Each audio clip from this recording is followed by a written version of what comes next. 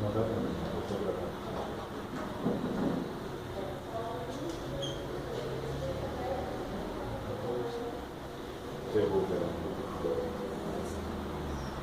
Graças a Deus. Chegou aí para começar. Vocês devem tomar banho um pouco ali.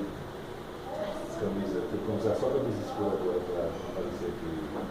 Com uma camisa preta para fazer tudo.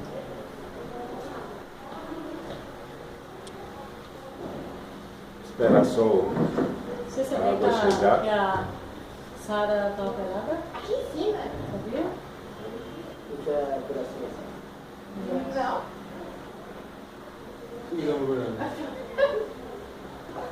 Ele falou pra mim de copo. Não tem copo. Eu vi copo esses dias. Às vezes tem. Bastante copo. Mas eu não era tipo uma vez. Aí eles estão procurando copos cartáveis. É.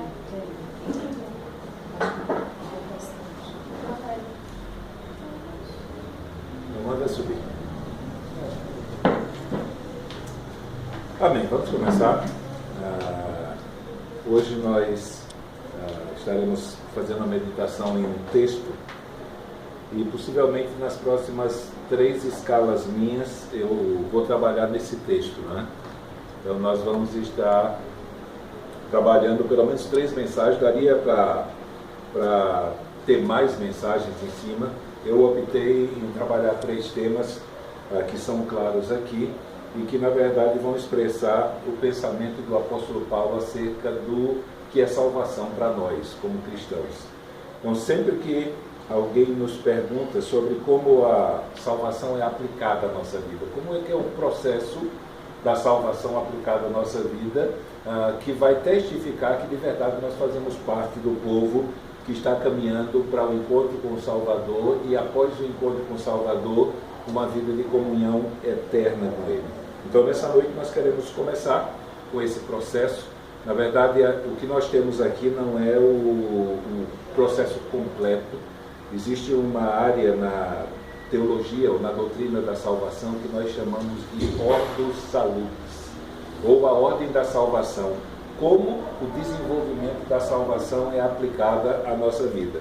Basicamente, nós queremos trabalhar a realidade que diz respeito à nossa experiência nesse mundo, a nossa experiência nesse tempo presente. Então, eu queria que você abrisse Romanos capítulo 1. Romanos capítulo 1.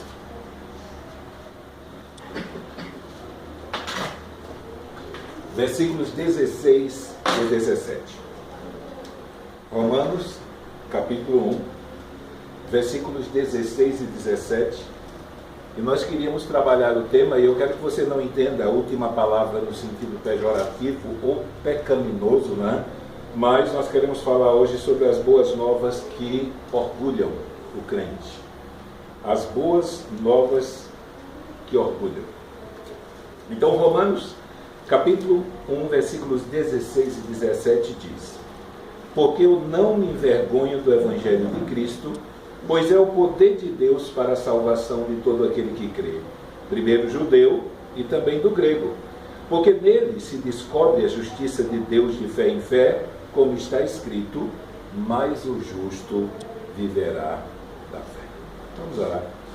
Deus amado, nós queremos colocar a nossa vida diante de Ti, e nessa noite, Deus, juntamente com os Teus filhos, Senhor, e filhas que aqui se encontram, ó Deus, pedimos a ajuda do Teu Santo Espírito, não apenas, Senhor, iluminando o nosso entendimento, mas com poder, Senhor, fazendo com que aquilo que compreendemos acerca da Tua Palavra venha ser firmado, Senhor, ser fincado, Senhor, enraizar-se em nossos corações, a fim de que haja esperança em nós, Senhor, ó Deus, de experimentarmos aquela boa, perfeita e agradável vontade Tua, Senhor, que Paulo bem a enfatiza no capítulo 12 dessa carta. Por isso, pedimos que o Teu Santo Espírito venha tornar, Senhor, os nossos corações como aquela terra boa, Senhor, aquele solo bom, em que a palavra, como semente semeada, ela não apenas germina, não apenas cresce, mas ela produz aqueles frutos, Senhor, ó Deus, que redundarão em obras que, ao verem, Senhor, os homens irão dar glória ao Teu nome. Por isso, pedimos que pelo poder do Teu Santo Espírito, Senhor, pela obra do Teu Santo Espírito nos auxiliando nas nossas fraquezas e nos dando entendimento e compreensão da verdade e da tua palavra, Senhor, e aplicando essa verdade ao nosso coração, o teu nome possa ser glorificado na nossa vida. Por isso nós pedimos ao Senhor que venha ser conosco, Senhor, pedimos ao Senhor que venha nos alcançar e venha nos abençoar, e te pedimos em nome de Jesus. Quando pensamos na epístola do apóstolo Paulo aos Romanos, pensamos numa epístola que uma vez e meia nós a estudamos aqui na igreja. Uma vez e meia porque na primeira vez que nós começamos a estudar Romanos, passamos 2 anos e meio e chegamos no capítulo 5. Então demos uma pausa, porque certamente iríamos passar 10 anos numa mesma carta, e aí a partir daí nós mudamos. Mas uma segunda feita nós estudamos a carta inteira. Então a mensagem dessa carta é uma das mensagens mais importantes contidas no Novo Testamento. Basta-se dizer que, segundo pesquisas, e isso não de âmbito cristão assim, um pesquisador que estava fazendo o doutorado dele em literatura na França, ele estava estudando vários livros para determinar o nível de profundidade que aqueles livros que ele estava estudando tinham. E, ao final da sua tese, a conclusão que ele chegou foi que a epístola do apóstolo Paulo aos Romanos é o livro mais profundo que existe no mundo. Profundo, assim, tanto em termos de ensinamento, como em termos de conteúdo. Aqui o apóstolo Paulo, ele, como nós já enfatizamos algumas vezes aqui, ele já estava servindo ao Senhor no ministério apostólico por cerca de 18 anos e meio, entre Jerusalém e as portas da Ásia, e depois de 18 anos e meio, o apóstolo Paulo, simplesmente, ele olha para um lado e para o outro e não conseguia enxergar uma localidade naquela área geográfica em que ele esteve trabalhando aqueles 18 anos, que ele não houvesse pregado o Evangelho. Então Paulo, ele tinha um princípio, ele queria pregar o Evangelho, anunciar Cristo onde Cristo não havia sido anunciado. Então, ao invés de pensar na sua aposentadoria, Paulo aqui já era um idoso, ele fez um novo projeto missionário.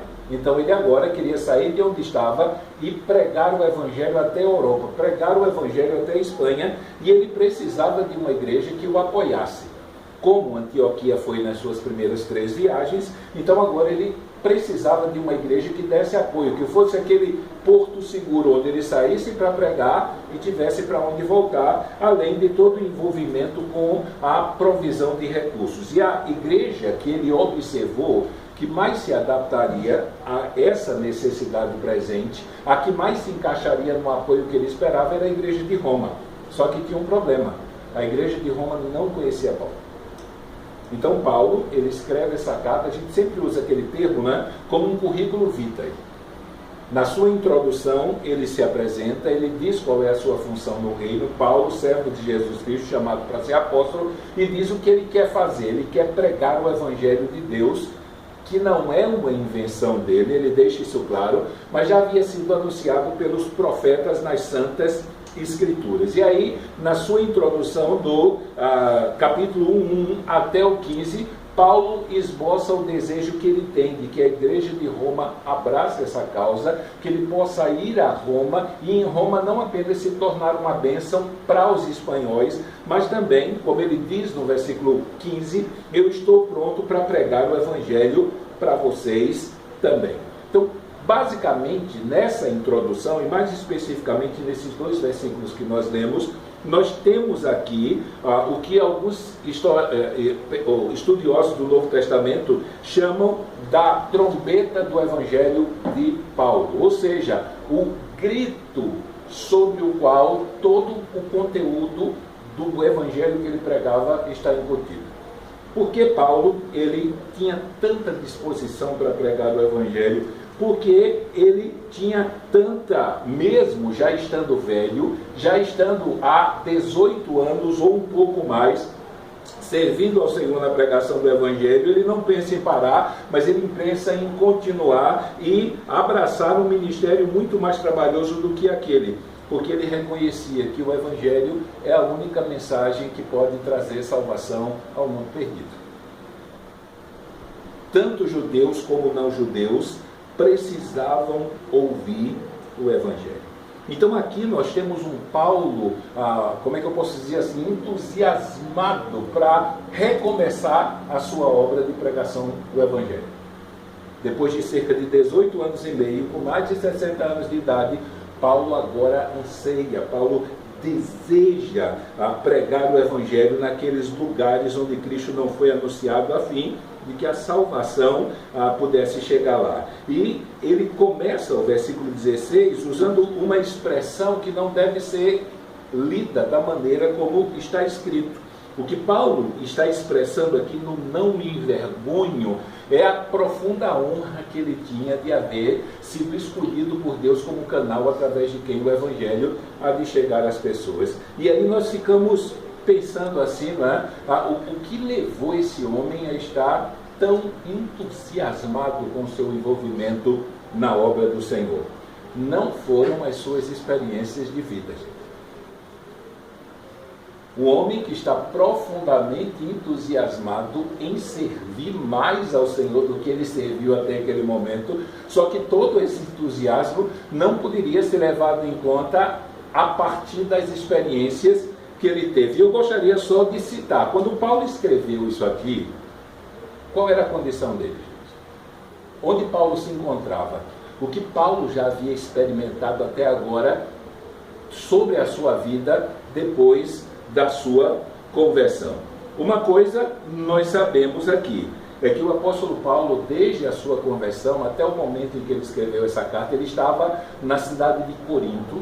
Isso está registrado em Atos capítulo 20, no início do capítulo. Você não vai encontrar Corinto, mas vai dizer lá que Paulo, ele parou 3 meses na Grécia, naquela sua viagem que ele estava indo em Jerusalém. Grécia ali era Corinto, né? Uma das cidades mais promíscuas e imorais que você possa imaginar. A gente até diz que a cidade de Corinto, do Império Romano, na época do apóstolo Paulo, era a Sodoma e Gomorra da sua época, da época de Paulo, de tão corrompida e devassa que a cidade era. Para ter uma ideia, naquele tempo se criou um provérbio. Então, quando queria se dizer que uma pessoa era promíscua, era depravada, o termo usado era: ali vai uma cidadã ou um cidadão coríntio.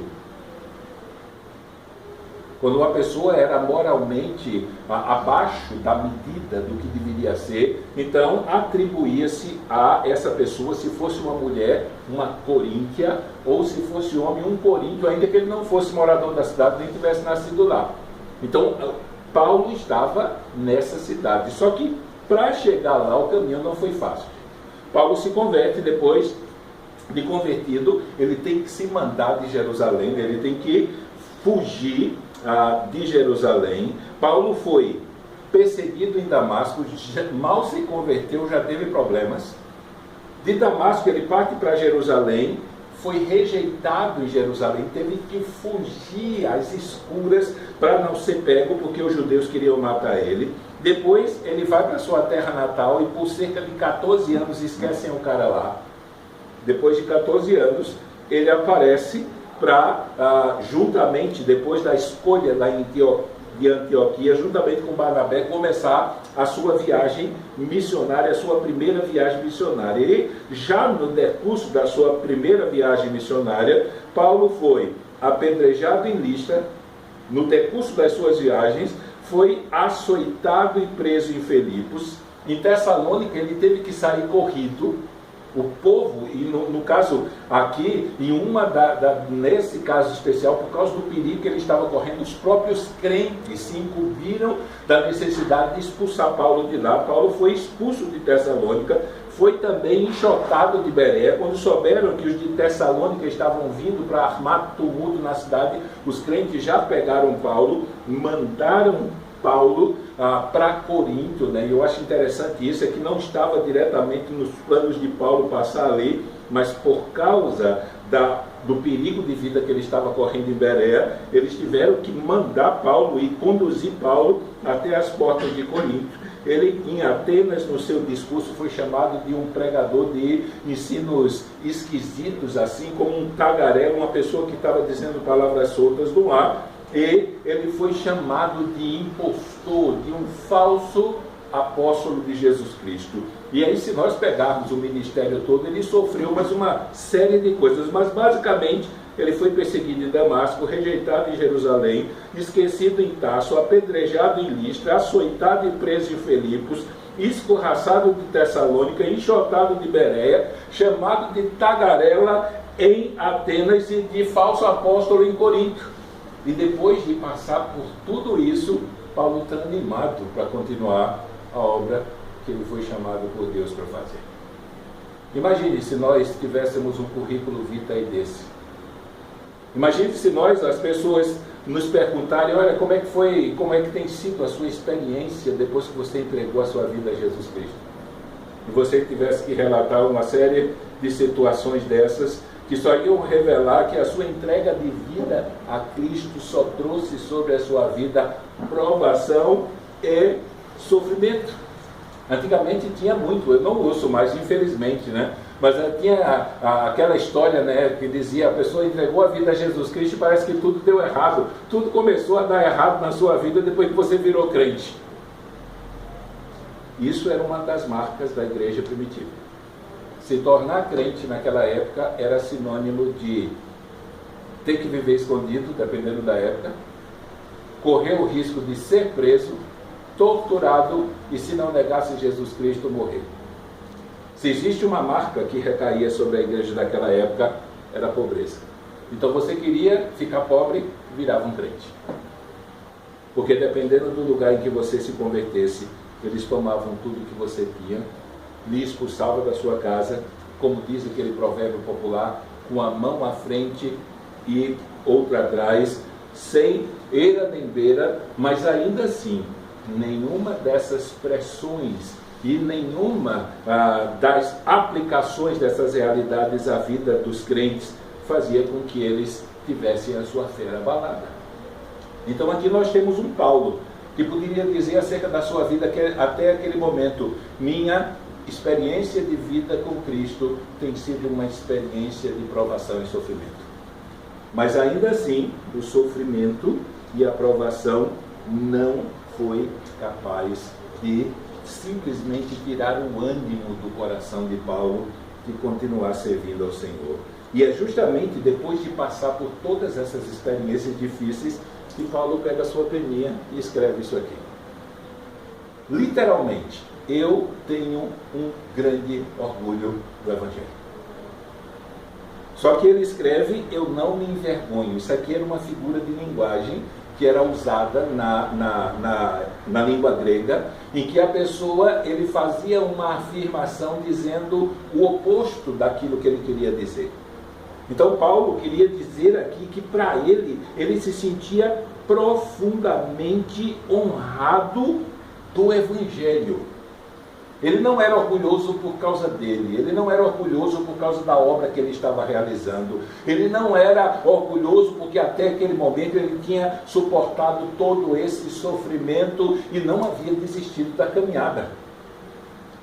Paulo simplesmente sentia-se honrado por poder se tornar nas mãos de Deus um pregador do Evangelho, um anunciador dessas boas novas. Então, a pergunta, quando nós lemos um texto como esse, é o que é que havia no Evangelho que fazia com que Paulo ele se portasse diante de tanta adversidade que ele havia sofrido e diante de tanta adversidade que ele ia sofrer. Lembre que quando ele escreveu essa carta aqui, ele estava indo para Jerusalém e as filhas daquele diácono, filhas de... agora foi Estevão e o outro era...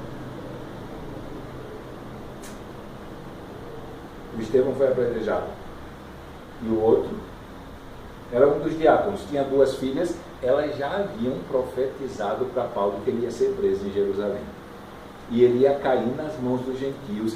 E ele iria padecer, iria sofrer. Então a pergunta é, o que é que existe nesse Evangelho que fazia com que Paulo ele se portasse como alguém que diante dos olhos humanos era um derrotado, mas para ele era vitorioso? A parte de tudo aquilo que as pessoas pudessem fazer com ele. Quando eu me deparo com uma situação como essa de Paulo, escrevendo esses versículos, eu me lembro também daquilo que ele escreve aos Filipenses no capítulo 4, versículo 11 ao 13.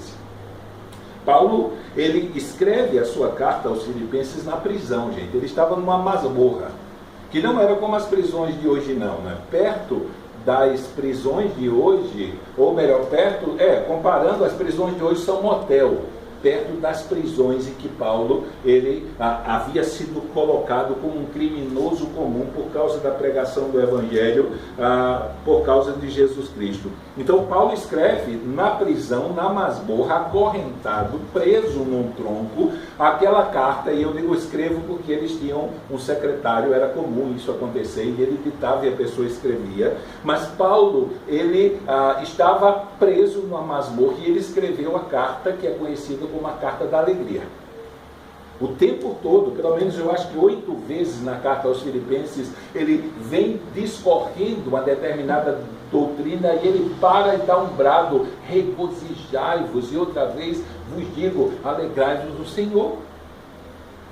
O que havia nesse Evangelho que fazia com que mesmo diante de todas as dificuldades, mesmo diante de todas as adversidades da vida que Paulo estava enfrentando, ele continuava com seu entusiasmo cristão sem ser abalado? Uma das coisas que nós observamos num texto como esse, no decorrer da carta, é justamente sabermos onde deve estar o fundamento do nosso entusiasmo.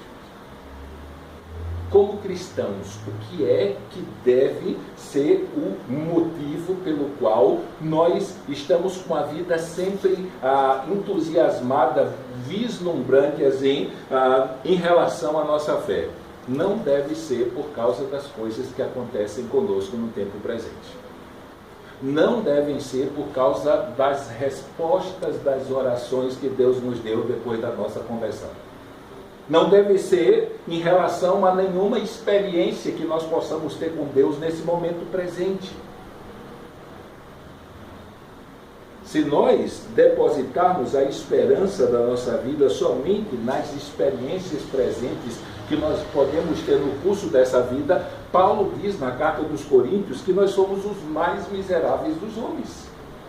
Mas uma coisa é certa à luz do Evangelho: o fundamento do entusiasmo de Paulo e aquilo que deve ser o motivo pelo qual as pessoas vão observar em nós aquele tipo de alegria que não pode ser abalada por nada nessa vida. E isso só vai acontecer conosco se o fundamento do nosso entusiasmo, a exemplo de Paulo, esteja primariamente naquilo que recebemos de Deus no momento em que nós cremos em Jesus Cristo no princípio da caminhada. Se eu pudesse resumir em uma frase o motivo pelo qual o entusiasmo da vida cristã de Paulo, o desejo dele de servir a Deus não foi abalado, poderíamos, sintetizar em uma frase: Jesus me salvou. Paulo se considerava o pior dos pecadores. Ele se considerava alguém que foi escolhido para apóstolo, como uma criança que foi gerada e depois de gerada abortada ao invés de nascer. Ele nasceu como por um aborto, ele foi escolhido como o último. E olha, quando Paulo vai falar da ascensão dele, no que diz respeito à sua espiritualidade, ele começa como o menor dos crentes, depois ele se torna o menor dos apóstolos, e já no final da sua vida, dando testemunho de si mesmo, ele diz: eu sou o pior dos pecadores. Só que ele olhava para a cruz e descobria que Cristo foi capaz de morrer naquela cruz para salvar um pecador como ele. Então, o que entusiasmava Paulo era saber que a obra do Salvador salvou a vida dele, e não apenas isso. A obra do Salvador iria salvar a vida de todo aquele que viesse a crer. Imagine, eu me enxergo, eu sou o pior pecador que eu conheço, e descubro que Cristo morreu não só para me salvar, mas Cristo morreu e me salvou. Eu estava dizendo esses dias, né? Quando você vai preencher um currículo por aí, Normalmente você tem nome, documento, endereço e lá embaixo tem qual é a sua religião. Como você se sente escrevendo eu sou evangélico? Você já parou nas implicações que poder escrever eu sou evangélico teve da sua vida? Nós podemos ter o direito, e como pecadores, podemos escrever, nós somos o povo de Deus aqui nesse mundo. E não somos o povo de Deus porque nós merecíamos, não somos o povo de Deus porque conseguimos conquistar por nossos próprios esforços, por nossos próprios méritos, por nosso bom comportamento ou qualquer coisa desse tipo. Aliás, se dependêssemos de nós, nós nasceríamos, viveríamos, morreríamos e pereceríamos. Porque não havia nada em nós que pudesse constranger ou inclinar o coração de Deus para ser favorável a nós e dizer, olha, você foi o cara, então eu vou lhe salvar por isso. Não tinha nada. E a maneira como Paulo se via, muito menos para Paulo. Só que ele sabia que o Evangelho de Jesus Cristo havia alcançado a vida dele. Ele sabia que aquela obra que Jesus Cristo realizou para salvar os pecadores havia alcançado a vida deles. Ele sabia que por mais pecador que ele se considerasse, o sangue de Jesus Cristo, Filho de Deus, perdoou e purificou os seus pecados. Ele sabia que por mais culpado ele estivesse diante da justiça retributiva de Deus, que será aplicada de maneira vingativa no último dia sobre os pecadores, ele havia sido absolvido da culpa dos seus pecados e do castigo que ele mereceria receber por toda a eternidade. Tudo isso por causa do Evangelho que lhe foi anunciado, tudo isso por causa da obra que Cristo realizou. Então eu não estou entusiasmado com a minha vida cristã por causa do que Cristo, pensando em mim, Renildo, fez na minha vida nos últimos 28 anos. Eu continuo entusiasmado com Cristo, pelo que Ele fez na minha vida naquele dia, em que eu estava morto e revivi. Eu estava cego e comecei a enxergar. Tudo fez sentido. Quando eu enxerguei aquela obra de amor graciosa que Cristo fez na cruz do Calvário por mim, e a maneira como ela mudou a realidade da minha vida, mudou a realidade da minha existência, e isso sim é o que deve ser a base, ser o motivo do meu entusiasmo e do meu serviço a Deus por todo o curso da nossa vida. O que nós vamos testificar acerca da nossa experiência com Cristo no curso dessa vida só é possível por causa do que Ele fez antes da nossa experiência. O Filho Divino de Deus veio a esse mundo. E já que eu e você não poderíamos fazer nada para termos comunhão com o nosso Deus e de derrubarmos, como ele diz em Éfeso, na carta aos Efésios, o muro de separação, Ele veio e destruiu o muro. Ele veio e removeu o pecado, removeu a culpa, removeu o castigo para que eu e você pudéssemos viver com Ele eternamente. Então, quando eu penso no motivo pelo qual eu devo continuar servindo, apesar das dificuldades que foram pré-anunciadas por Ele, ninguém que optou em seguir a Jesus Cristo nessa vida está passando por lutas, por tribulação, por perseguição, por dificuldade por causa da sua fé, pode dizer, olha, eu fui enganado. Infelizmente, alguns estão, envergonhando o Evangelho. Estão pregando um Evangelho nessa vida destituído de lutas, destituído de preço, para que o Evangelho se torne conhecido e a salvação chegue a todas as nações, de momentos de sofrimento por causa da nossa fé, da necessidade de renúncia, e ainda assim, se a renúncia for por causa de Cristo, deve ser renunciada com alegria, né? Um dos casos está registrado em Hebreus 10:34, né? Quando ele diz que muitos, por causa da sua fé em Jesus Cristo, ele vai se referir a pessoas que viviam bem. Se fosse hoje, na nossa época, possivelmente pessoas de classe média e classe alta. Eles entregavam a sua vida a Jesus Cristo, e aí o que é que o governo fazia? Ele simplesmente tomava todos os bens que a pessoa tinha e deixava ela pobre, pobre, pobre de marretecer. Só que o escritor aos Hebreus escreve uma coisa maravilhosa no versículo 34. Diz que quando os bens daquelas pessoas estavam sendo tomados dela, porque elas agora se tornaram crentes, elas olhavam aquilo com alegria.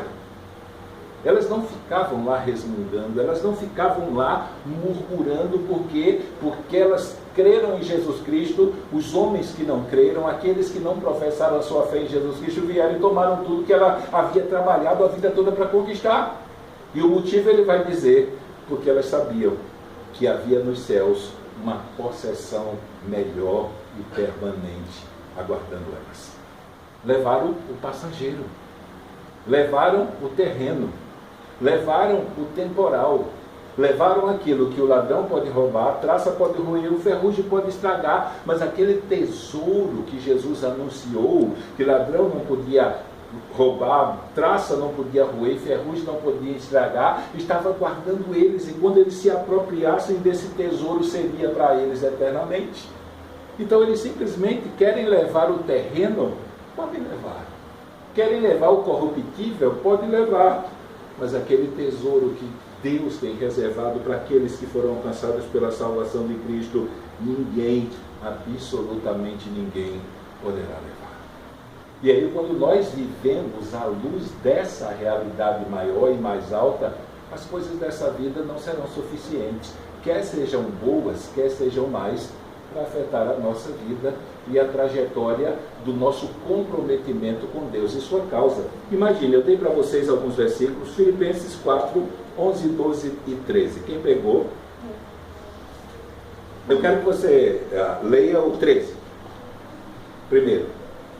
Posso todas as coisas em Cristo que me fortalece. Então, normalmente esse texto tem sido usado de forma distorcida, tá vendo? Eu posso todas as coisas, então eu vou ser o vitorioso, Eles nunca tratam essa expressão levando em consideração a possibilidade de a minha fé em Cristo me conduzir para um caminho de dificuldade. Só que no versículo 11, Paulo começa fazendo uma afirmação interessante e que deve ser ligada a esse poço. Ele consegue o que ele inicia falando no 11 por causa de Cristo e dessa obra de Cristo. Ele quer deixar claro para todo mundo que o motivo do entusiasmo dele para com a vida e com a realidade e com o serviço e tudo mais deve-se a Cristo e a obra que ele fez. Então ele vai dizer o seguinte, verso 11. Não digo isto como por necessidade, porque já aprendi a contentar-me com o que tenho. Sei estar abatido e sei também ter abundância em toda a maneira, e em todas as coisas estou instruído, tanto a ter fartura como a ter fome, tanto a ter abundância como a padecer necessidade. E aí ele diz: posso todas as coisas em Cristo que me fortalece. Eu acho interessante que esse texto é um pouquinho difícil para traduzir no português, né? Porque ele faz, eu aprendi a me contentar com aquilo que eu tenho. E aí ele vai explicar como é isso. Eu aprendi a viver contente quando eu não tenho, tenho. E quando eu tenho demais, ou tenho de menos. Para mim, não faz diferença. Essas coisas não manipulam a minha felicidade. Por quê? Porque a minha felicidade subsiste por causa de Jesus Cristo. E por causa da obra que ele fez. Então eu quero ter uma vida cristã entusiasmada. Eu devo depositar a minha alegria, a minha esperança naquilo que Cristo fez por mim no início da caminhada. Pense nas palavras de Cristo. De que adianta o homem ganhar o mundo inteiro e perder a sua alma? É melhor ser um mendigo com Cristo do que um milionário sem ele. É bem melhor ter uma vida de privações com Cristo do que ter uma vida de regalias nesse mundo sem Cristo. O texto do rico e Lázaro expõe muito bem isso. Lázaro não foi para o céu porque era pobre, nem tampouco o rico foi para o inferno porque era rico. O texto não enfatiza o fundamento da salvação. Nós temos que buscá-los em outros lugares, mas uma coisa é certa: se uma pessoa for extremamente abundante naquilo que ele deseja nessa vida e não tiver Cristo, quando terminar essa vida, o sofrimento deles irá iniciar e não irá acabar mais.